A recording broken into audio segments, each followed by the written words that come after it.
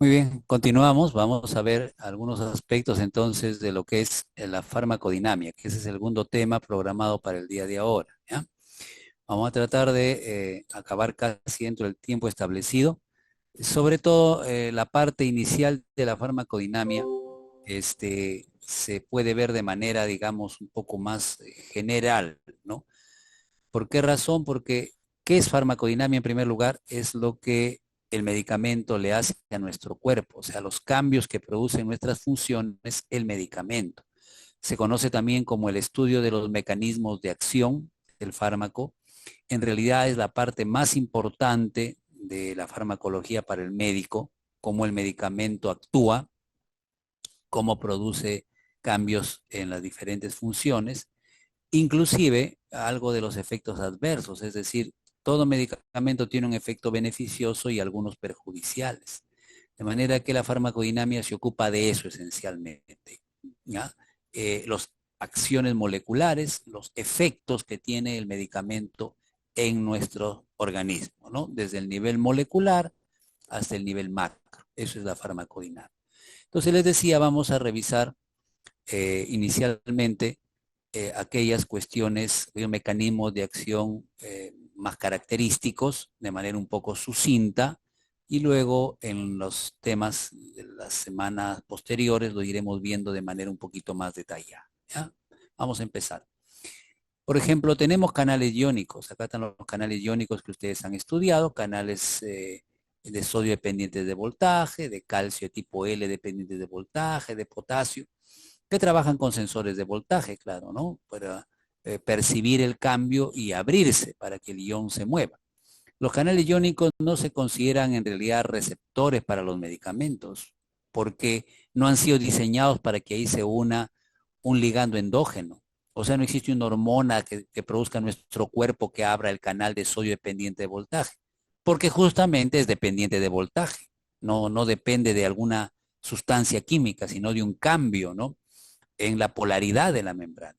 Pero el ser humano inventó un fármaco como la lidocaína. La lidocaína es un anestésico local. Entonces, cuando te cortas, por ahí se rompió la cabeza, se cortó, qué sé yo, hay que suturarlo.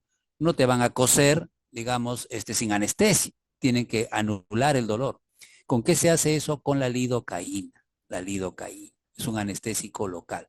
Entonces, ojo, fíjense ustedes, miren, la lidocaína puede estar cargada o puede estar neutra.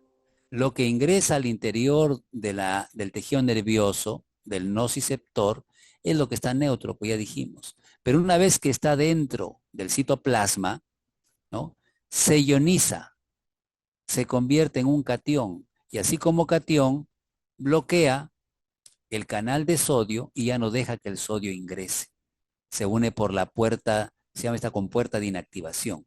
Bueno, entonces el canal iónico de sodio, ¿no? El canal dependiente de voltaje de sodio, puede ser bloqueado por la lidocaína.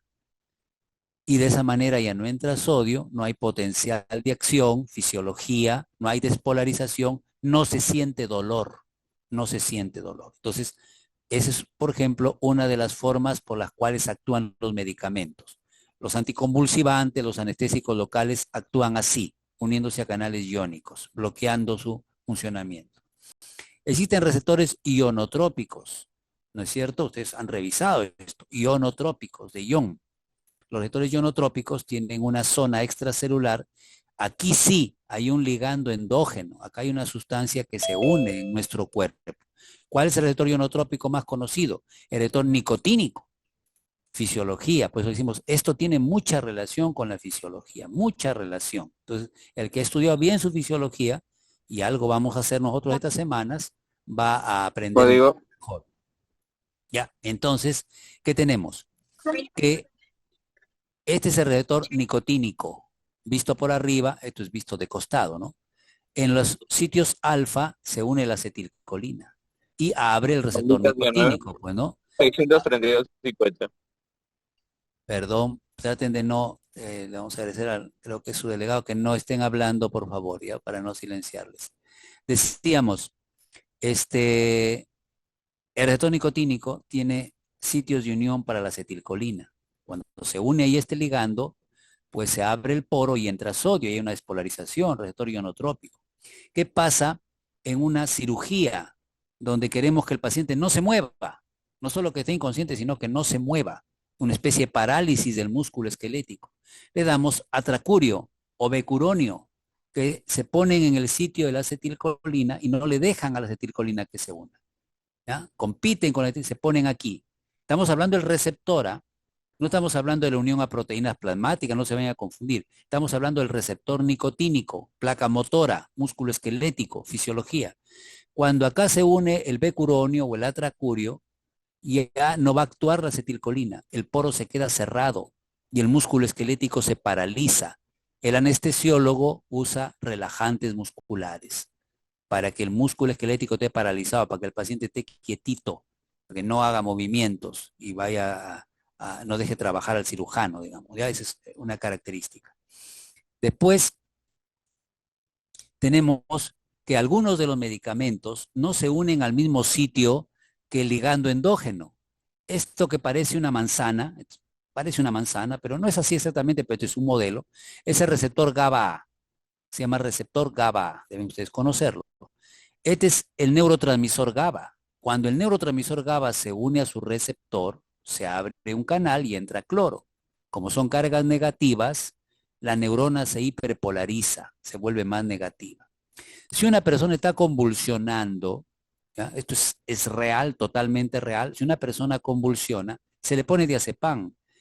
El diazepam, el midazolam, no se han hecho para pepear a la gente, ¿no? Como lo usan por ahí algunas personas, ¿no? Unos incluso delincuentes. Bueno, en fin, se usa para las convulsiones. Entonces, cuando una persona está convulsionando, le ponen a la vena diazepam, una benzodiazepina. ¿Qué hace el diazepam? El diazepam es un modulador alostérico. Ojo, ¿qué es modulador alostérico? Es un término de bioquímica. Este es el sitio activo donde se une el GABA. Este es el sitio alostérico. O sea, es un sitio diferente al sitio activo, pero donde se puede modificar la actividad de la enzima, en este caso la actividad del receptor. Entonces el GABA tiene su sitio y el diazepam tiene su propio sitio, que es diferente el sitio del GABA. Pero cuando el diazepam se une acá, el GABA se une con más facilidad, el canal se abre mayor número de veces, en lugar de abrirse 10 veces, se abre 100 veces y entra un montón de cloro y le quita la convulsión al paciente, le quita la convulsión. Entonces, ese es el mecanismo de algunos fármacos que no se unen directamente al sitio activo, digamos, al sitio del receptor, al sitio de unión, ¿no? Sino se unen a un sitio alostérico, ¿no? Entonces, eso sucede con algunos medicamentos. Pero igual, el GABA, el receptor nicotínico son receptores de tipo ionotrópico. Es otro tipo de receptores. Esto es muy conocido por ustedes, bioquímica casi o biología molecular, ojalá que no se hayan olvidado. Insisto que la farmacología integra todo lo que han estudiado, o casi todo lo que han estudiado. Coge cosas de todo, de biología, bioquímica, fisiología, histología, anatomía, un poco de cada cosa. Por eso hay que saber todo eso para entender bien la farmacología. Entonces, ¿qué es un receptor metabotrópico? Es que funciona con enzimas y segundos mensajeros. Acá está el receptor, acá está el mensajero o ligando, ¿no? Podríamos decir que esto es adrenalina. Y este receptor es el receptor alfa 1, está acoplado a una proteína G, que en este caso se llama proteína GQ, inclusive, ¿no? Tiene sus 3 subunidades. Esto es biología molecular. Acá se está separando la subunidad alfa, acá está el guanosinifosfato, está activando a la fosfolipasa C para que convierta al PIP2 en 2 segundos mensajeros, diacilglicerol y inositol trifosfato. El diacilglicerol activa la proteína quinasa C, que puede fosforilar produciendo respuestas intracelulares. Y el IP3, acá está el receptor, libera calcio del retículo para que se una la calmodulina y produzca las respuestas. Todo esto lo he repetido brevemente, disculpen, capaz lo he hecho un poco rápido, pero esto ya lo saben ustedes por biología molecular. Esto deben recordarlo de biología y un poquito de bioquímica. ¿Ya? Entonces, estos son receptores metabotrópicos. La adrenalina actúa así en el receptor alfa 1. En el beta es parecido, no es idéntico, pero es parecido. Miren, las Proteínas G, también saben ustedes que hay tipos, eso lo deben recordar y capaz hasta lo han estudiado con más detalle, lo deben saber mejor que yo, capaz estoy hablando cosas que ustedes lo saben muy bien. Hay hay I, ¿no? Estimulantes que actúan con adenilato ciclasa aumentándolo, inhibidoras que inhiben a la adenilato ciclasa, GQ que actúan con fosfolipasa C, esta sería una GQ, porque acá está la fosfolipasa C, de GQ, proteína GQ, hay G0 que inhibe a la fosfolipasa C, hay G0, hay G12, hay otros números que tienen otras vías, otros receptores, la vía del RO, que son otras cosas, ¿no? Pero las cuatro clásicas, por lo menos, cuatro clásicas que yo espero que ustedes se acuerden, es la proteína GS, la subunidad alfa está acá, pero GS, GI, GQ y G0. Por lo menos esas cuatro sí debemos acordarnos. Acá están dos de las cascadas más conocidas de los receptores metabotrópicos. La de la GS, que trabaja con adenilato ciclasa y AMP cíclico y proteínquinasa A, y la de GQ, que trabaja con fosfolipasas C, dos segundos mensajeros. Acá hay uno, que es el AMP cíclico, acá están dos. Diacilglicerol, activa proteínquinasa C, IP3 que liberaba calcio. Hay que ver receptores del IP3 del retículo. Y ya las consecuencias pueden ser múltiples y a eso lo veremos en su momento. Esto es una visión panorámica, no es para entrar a todos los detalles de estas funciones, ¿no? Pero pueden ir desde la contracción, secreción o regulación, inclusive la expresión génica, ¿no? Entonces, todo eso lo puede hacer esto de acá, ¿ya? Y se basa obviamente en los segundos mensajeros, en receptores de tipo metabotrópicos, son receptores metabotrópicos, ¿ya?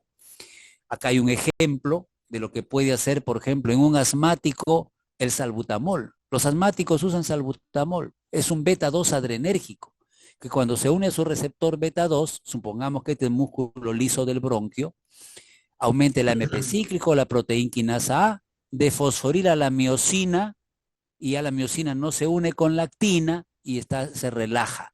Entonces, cuando el asmático usa su salbutamol, su inhalador, al final, ¿qué sucede? Que la miocina y la actina van a permanecer separadas. Como consecuencia de la proteínquinasa A, el AMP cíclico, la miocina fosfatasa, la cadena ligera, lo veremos en su momento con más detalle esto. Pero el hecho concreto es que se relaja el músculo liso, se alivió el asmático. ¿Y qué pasa en este caso? Puede ser una mujer que está en labor de parto y no contrae bien, pues, ¿no? Ya aparte que está un poco cansada, habrá que darle glucosa, está agotada, ¿no? Esta mujer en labor de parto no está, ya capaz tenido muchos hijos también, ya no hay mucho músculo liso ahí. Entonces, ¿qué se le da a esta mujer para estimular las contracciones? Oxitocina. Se le pone por la vena oxitocina. Esto lo han visto en fisiología. Se acopla proteína GQ, fosfolipasa C, diacilglicerol, ¿no? Calcio, calmodul, toda esta cuestión. Al final, ¿qué pasa? Hay más fosforilación de la miocina, de la cadena ligera, se une con la actina y hay contracción. Entonces, dependiendo del receptor, proteína GQ, proteína GS y qué sé yo, puede haber relajación o contracción del músculo liso. Depende de lo que querramos hacer. Pues contraer al útero o relajar el bronquio. Depende. Los receptores metabotrópicos son muy importantes, ¿ya? Y eso va a tener su momento que lo vamos a ir correlacionando con fisio sobre todo y aprendiendo un poco más de lo que ya sabemos seguramente. Hay receptores con actividad de sinasa. El más típico receptor con actividad de sinasa, o sea, con actividad de enzima fosforilante, ¿no? Porque una sinasa, por bioquímica, es una enzima que fosforila, que agrega fosfato, es una sinasa, ¿no? Y una fosfatasa es la que quita fosfato, eso es elemental de bioquímica. La insulina es una hormona con actividad de sinasa, porque lo que hace al unirse a su receptor es hacer que el residuo de tirosina, acá están los aminoácidos de tirosina, se autofosforilen. Una vez que se fosforilan, activan al IRS, fosforilándolo también, y se activa una cascada de fosfatilinositol 3 quinasa, esto es bioquímica. Al final se transloca el GLUT4, por ejemplo, y entra más glucosa al músculo o al tejido adiposo. Pero lo interesante de ahorita, y esto lo comentaremos con un poquito más de detalle, es que la insulina es una hormona que actúa o que tiene actividad de sinasa, de tirosina sinasa, ¿no? Los factores de crecimiento, Doctor hay Javier, factores. Sí, dime Luis. doctor Javier, una pregunta. En el caso, Sí, por dime. ejemplo, estaba revisando aquí un poquito Sí. en el tratamiento farmacológico en los pacientes que sufren un infarto agudo del miocardio. Ya, Por ejemplo, el médico siempre recomienda ácido salicílico. salicílico, Así es, ¿sí? así es, Que así es es. un efecto antiplaquetario que Antiagregante inhibe la plaquetario. formación de coágulos en las arterias. Así es. ¿Cuál es la Entonces, pregunta? ah, a partir de ahí, cuando ingresa ese medicamento, hay un efecto para mejorar el sistema o digamos, el músculo cardíaco, en este caso del corazón, su músculo, o Claro, o no. sea, el medicamento en ese caso no Eso, actúa directamente sobre el músculo. Prácticamente, usted Luis nos está diciendo, el medicamento lo que hace al ingresar es evitar que las plaquetas se pongan pegajosas, ¿no? Que se exprese la glucoproteína 2B3A, entonces no se ponen pegajosas y reduce el riesgo de que se formen coágulos, pero no actúa directamente sobre el músculo. Simplemente trata de mantener la ay, circulación y que el músculo esté irrigado, ¿no? Que el músculo esté irrigado. Entonces, es un efecto específicamente sobre la agregación plaquetaria, como usted ha dicho, Luis, ¿ya? Ahorita vamos a ver qué hay. Están esos fármacos, doctor, los ARNs. una inquietud más rapidito, doctor. Siempre a Ya, sí, veces dígame, dígame. es, a veces se pregunta si el paciente es alérgico, porque a veces el medicamento puede generar, el paciente siempre dice, no, yo no soy alérgico, y a veces se puede generar cierto efecto secundario, por eso, Correcto, correcto, Luis. ¿Qué se debe hacer? Entonces, ¿qué se debería? Es que no se hace siempre porque también la posibilidad de alergia en algunos medicamentos es baja, ¿no? Entonces, no se puede a veces aplicar en todo o el paciente no quiere simplemente. Se deben hacer pruebas de sensibilidad, pues. Si usted supone que el paciente puede ser alérgico, habría que hacer una prueba de sensibilidad que se puede hacer en la piel, se puede hacer en la conjuntiva del ojo y si hay una respuesta, generalmente en piel, de hipersensibilidad ya no se le pone, pues, ¿no? Pero también, chiquito, para terminar esta parte, es muy importante que el médico haga una buena anamnesis, pues decir que pregunte. Si el señor alguna vez ha tomado, ¿usted ha tomado alguna vez ibuprofeno, naproxeno, diclofenaco? ¿Ha tomado? Sí, y alguna vez le produjo ronchas, se le salieron como escamitas en la piel, mm, ¿no?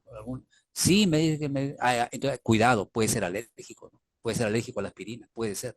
O sea, desde las preguntas ya uno puede ir sondeando si hay esa posibilidad. ya, Bien, doctor, Luis. listo, Ya, doctor, eso es muy bien. ya, no hay problema. Avanzamos. Entonces, decíamos que los receptores para el factor de crecimiento, ¿no? Por ejemplo, dice factor de crecimiento endotelial vascular. Este factor de crecimiento es el responsable de que se desarrollen nuevos vasos en los tumores, en el cáncer. El cáncer tiene que tener buena vascularización y se desarrollan nuevos vasos gracias a esto. Entonces, hay medicamentos que pueden bloquear, son anticuerpos monoclonales que se unen a este factor y lo neutralizan o al receptor. O también hay medicamentos que entran a la célula y bloquean el receptor de tirosina quinasa.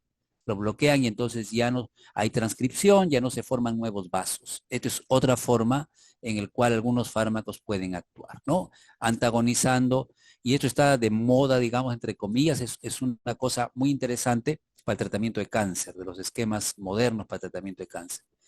Y el interferón, que es una citocina que nosotros producimos, actúa con Janus quinasa o Janus quinasa y tirosin quinasa, ¿no? Y produce respuestas transcripcionales.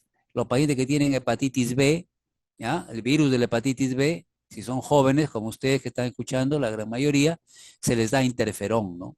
Y disminuye la formación de proteínas que necesita el virus o forma moduladores que pueden ser antivirales, ¿no? Entonces es una forma de tratamiento. Bueno, otro grupo de receptores son los receptores que están en el citosol.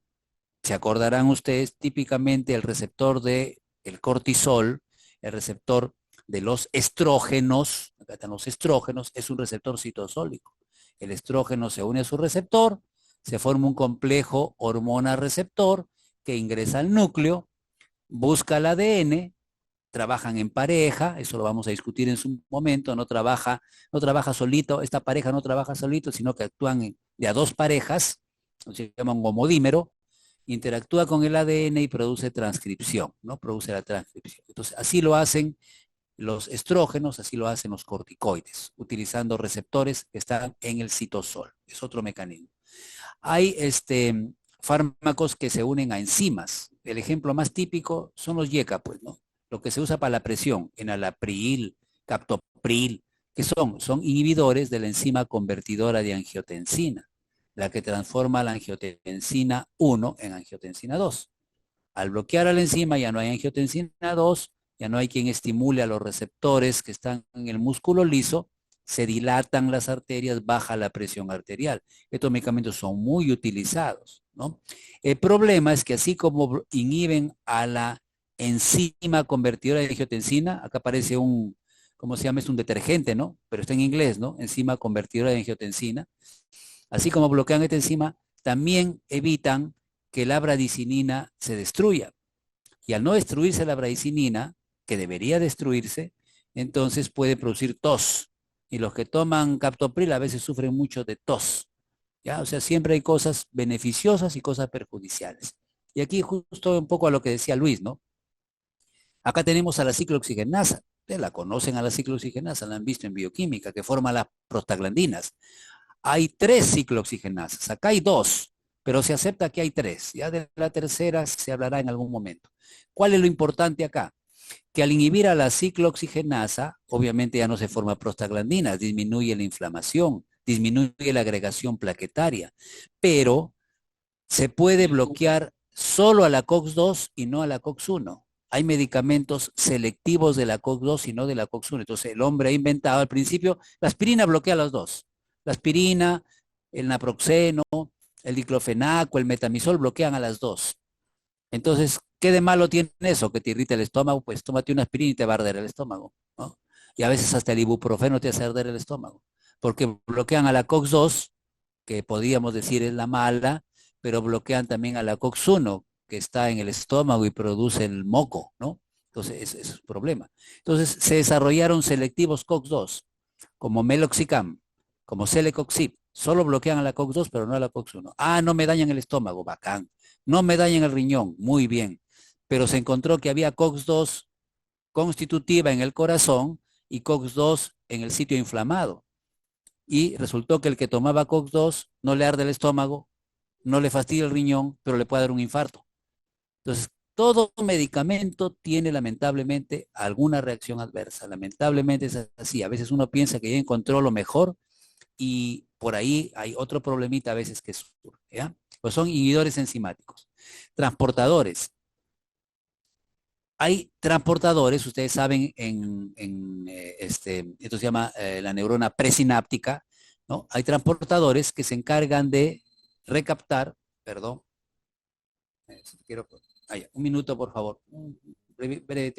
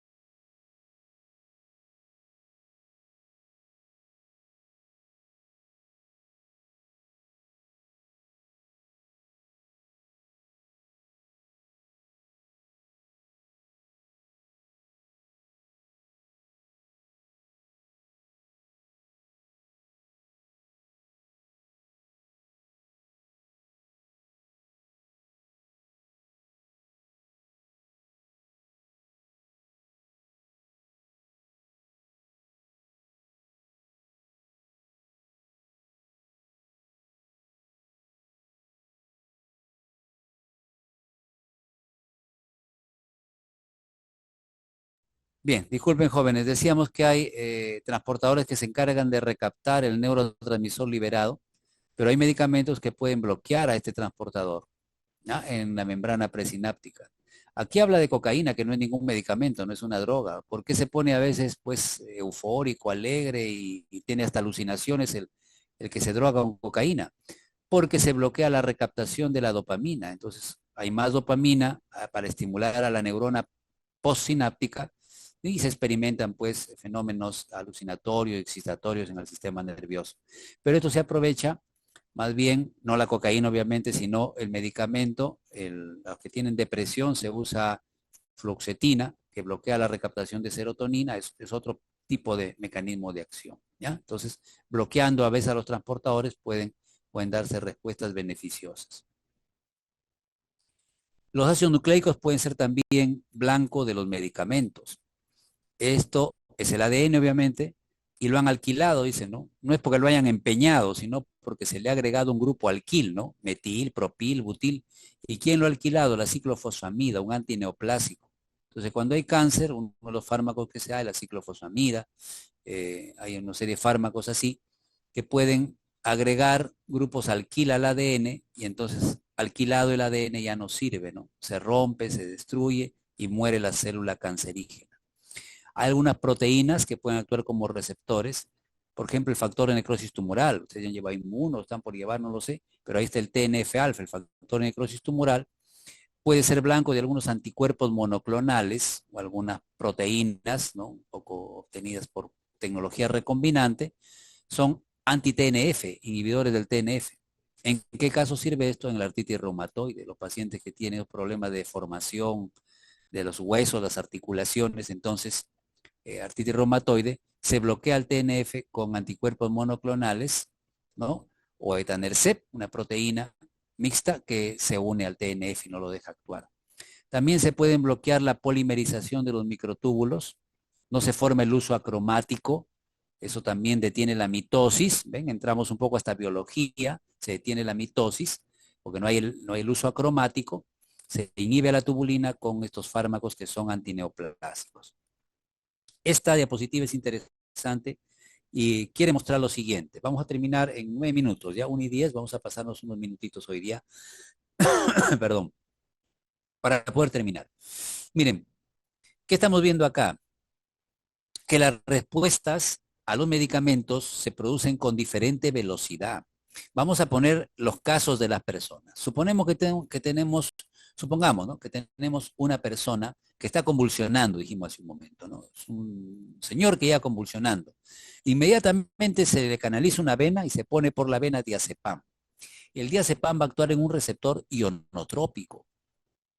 Va a abrir un canal para el cloro, se va a hiperpolarizar y va a cesar la convulsión. O sea, se va a inhibir las neuronas y va a parar la convulsión. ¿En cuánto tiempo para la convulsión? En 1 minuto. O sea, le pones a la vena el diazepam, en 1 minuto se calmó la convulsión. O sea, el efecto es rápido. Claro, va a decir alguien, acá dice milisegundos. Claro, en milisegundos cuando ya llegó al canal, pero le estamos poniendo a la vena. Entonces, hay que integrar la farmacocinética con la farmacodinámica. ¿Cómo es eso? Si te están poniendo a la vena, tienes que pensar que en la sangre, perdón, una parte del diazepam se va a unir a las proteínas plasmáticas, otra parte va a estar libre. Luego tiene que llegar hasta la barrera hematoencefálica, tiene que cruzar la barrera hematoencefálica, luego tiene que llegar hasta la neurona que está loca ahí y bloquearla. Todo eso toma algunos segundos, pues. Actúa en milisegundos cuando ya está en su receptor, pero tienes que recordar que tiene un movimiento, a pesar de que es endovenoso, igual es rápido. En 1 minuto controla la convulsión con diazepam endovenoso, pero siempre sumando farmacocinética con farmacodinámica. Segundo tipo de mecanismo de acción que ya es un poco más lento, va a demorar más, asmático. ¿Alguno habrá sido asmático, tiene algún familiar asmático? Cuando te has inhalado, cuando se ha inhalado el asmático, ¿en cuánto tiempo ya ha empezado a sentirse mejor? ¿En 1 minuto? No. Ha necesitado más o menos 15 minutos para empezar a sentirse mejor. Pero estás colocándole directo en el bronquio, lo estás respirando, va directo a los bronquios. ¿Por qué demora? ¿Por qué no se produce en 1 minuto? Porque el mecanismo de acción es metabotrópico. Tienes que activar enzimas, la proteína G, la enzima, el segundo mensajero, bloquear evitar que la miosina se una con la actina, todo eso toma un tiempo. Entonces la respuesta aquí se produce en algunos minutos. No se produce en 1 minuto, pero se produce más o menos en 10, 15 minutos ya la persona como que ya está mejor. Tercer mecanismo de acción, receptores acoplados a proteína quinasa. Ejemplo, insulina que hemos dicho. El diabético se pone insulina. Puede ser endovenoso también. Generalmente se pone subcutáneo. Si es subcutáneo va a demorar más todavía. Se pone endovenoso, ¿no? ¿En cuánto tiempo va a bajar la glucosa? Aproximadamente en media hora. No baja en un minuto, no baja en 15, en media hora. ¿Por qué? Porque hay que interferir inclusive un poco con, no solo con la liberación del GLUT4 y esas cosas, sino también con algunos fenómenos transcripcionales. O sea, va a tomar un poquito más de tiempo. Y cuando actúas en el núcleo, modificando la transcripción, cuando son receptores citosólicos, va a demorar horas. No va a ser en un minuto, no va a ser en 15 minutos, no va a ser en media hora o una hora, varias horas. ¿Quién actúa así? Los corticoides. Para que se dé el efecto más potente del corticoide, como tiene que bloquear genes transcripcionales y activar, bloquea algunos y activa otros, la respuesta va a tomar varias horas. Entonces, de acuerdo al tipo de receptor, al mecanismo de acción, también se explica la velocidad de la respuesta. Penúltima, creo, diapositiva. Los fármacos pueden ser de 4 tipos, básicamente. ¿Ya? Esta línea representa la actividad biológica del tejido. O sea, esta es la actividad biológica normal de un tejido vivo. Acá está aumentada, ¿no? Acá está más aumentada todavía y acá está disminuida. Entonces, hay fármacos que son agonistas completos. Es decir, tú le colocas el medicamento y la actividad aumenta al máximo. Si es músculo liso, se contrae al máximo. Si es una glándula, secreta al máximo. Si es una neurona, se excita al máximo. ¿Por qué sucede eso? Porque solamente el medicamento ocupa receptores activos. Están acoplados, digamos, a proteína GS o a GQ, receptores activos. Entonces, cuando se ocupan solamente receptores activos, hablamos de un agonista completo, el que produce el mayor cambio biológico, ¿ya? El mayor aumento en la actividad biológica. ¿Qué pasa en cambio cuando hay otros medicamentos que se unen la mayoría a los receptores activos, pero un poquito a los inactivos? Al unirse la mayoría a los activos, pero un poco a los inactivos, la respuesta ya no es máxima. La actividad aumenta, pero no tanto. Eso se llama un agonista parcial. Quiere decir que produce la respuesta, pero la respuesta no es tan alta como la que produce el agonista completo. ¿Y esto a qué se debe? A que este se desperdicia un poco uniéndose a receptores inactivos que se oponen a la acción del tejido. Esto es sinónimo de antagonista. ¿Qué es un antagonista? Ni aumenta ni disminuye la función. No aumenta, nada no aumenta la función, pero tampoco baja. También se dice antagonista. ¿Por qué es así? Porque se une por igual a los receptores activos e inactivos. Es como que estos de acá le dicen funciona y estos de acá le dicen no funciones. Entonces, si uno le dicen funciona y otro le dicen no funcionen y los dos tienen la misma fuerza física, hasta física nos vamos, dos fuerzas opuestas del mismo valor se anulan. Entonces, esto quiere que funcione, este quiere que no funcione. Al final, ni funciona ni no funciona, se queda quieto, ni aumenta ni disminuye su función, antagonista. ¿Y qué es un agonista inverso? Un agonista inverso es el que disminuye la actividad biológica del tejido por debajo de lo normal. Yo siempre acá pongo un ejemplo que capaz luego lo vamos a volver a escuchar en otro momento. Es el de los antihistamínicos, los resfríos, ¿no? Estás con resfrío, está que te gotea agua de la nariz.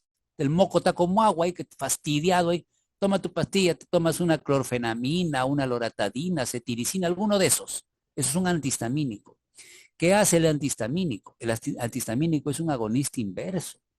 Quiere decir que la función normal lo baja por debajo de lo biológico, por debajo de lo que es normal. ¿Qué va a pasar? Tomas la pastilla y notas que poco a poco ya no tienes moco. Pero no solo eso, notas que de repente se te secó tu nariz, ya te fastidia ya porque está seca. Así no es tu nariz normal, tu nariz debe ser un poco humedita, pero se puso seca porque es usado un agonista inverso que está disminuyendo la función del tejido por debajo de lo que es habitual, que está disminuyéndola debajo por debajo de lo normal. Eso se llama agonista inverso. ¿Por qué es agonista inverso? Porque se une solo a los receptores inactivos. Es como si lo quisiera matar a las células, hacer que se queden inhibidas totalmente. ¿Ya? Entonces, para producir respuestas, todos los medicamentos tienen, vamos a moverse un poquito, porque no sé si los está dejando ver, todos tienen afinidad. Todos tienen que unirse a los receptores. Todos, afinidad significa capacidad de unirse al receptor. Todos tienen que unirse al receptor para que puedan actuar. Pero solamente los agonistas tienen actividad intrínseca. Los agonistas, completo y parcial, tienen actividad intrínseca positiva y los agonistas inversos tienen actividad intrínseca negativa. O sea, solamente producen cambios en la función los que tienen actividad intrínseca, los agonistas. ¿Ya? El antagonista no tiene actividad intrínseca, ni aumenta ni disminuye. ¿Ya? Entonces, afinidad tienen todos los fármacos. Actividad intrínseca, los agonistas. Aumentándola los completos y parciales, disminuyéndola los inversos, pero tienen. Los antagonistas no tienen actividad intrínseca, pues no aumentan ni disminuyen, ¿ya? Porque están acá en equilibrio estos de acá. Bueno, esto es lo mismo, discúlpense que fue de más. Y esta es la última. Potencia diferente de eficacia, con un ejemplo que también siempre es habitual porque es el que nos deja entender mejor. Tengo un dolor de cabeza, me duele mi cabeza. ¿Ya? Entonces voy a tomar una pastilla. A ver, me voy a la farmacia, digo, ¿tiene diclofenaco? No, no hay diclofenaco. ¿Qué tiene? Paracetamol. Ya deme 2 paracetamol. Con dos paracetamol, ojo que es esta línea azul, me calma el dolor de cabeza. Pero ¿cuánto representan 2 paracetamol? 1000 miligramos. 2 paracetamol, necesito 2 paracetamol, 1000 miligramos para que me cambie el dolor de cabeza. Otro día me duele la cabeza, me voy a otra farmacia porque sé que esa no tiene. ¿Tiene diclofenaco? Sí, deme un diclofenaco. ¿De cuánto es el diclofenaco? De 50. Con un diclofenaco me calma el dolor de cabeza. Pregunta, ¿por qué con este diclofenaco que es de 50 me calma el dolor de cabeza? Pero con el Panadol, que sí me calma también, necesito 1000. El Panadol es menos potente que el diclofenaco. Diclofenaco uso 50, paracetamol uso 1000, ¿sí? 20 veces más. Ambos me van a calmar, ambos me calman, me hacen bien, pero uno necesito más y otro necesito menos, porque el diclofenaco es más potente que el paracetamol. ¿Por qué es más potente? Porque tiene más afinidad, porque se une más a los receptores. Recuerden que dijimos, todos los medicamentos tienen que tener afinidad, pero hay unos que tienen más afinidad, pues. Hay gente con la cual tú te llevas mejor, ¿no? Empatía, te llevas bien, pero hay otros que no te caen, pues caballero. Entonces, para que te acepte, a veces ya por pesado te aceptan, algo así. El paracetamol no tiene mucha afinidad, el diclofenaco tiene más afinidad. Como tiene más afinidad, se necesita menos, es más potente. Como tiene menos afinidad, se necesita más, es menos potente.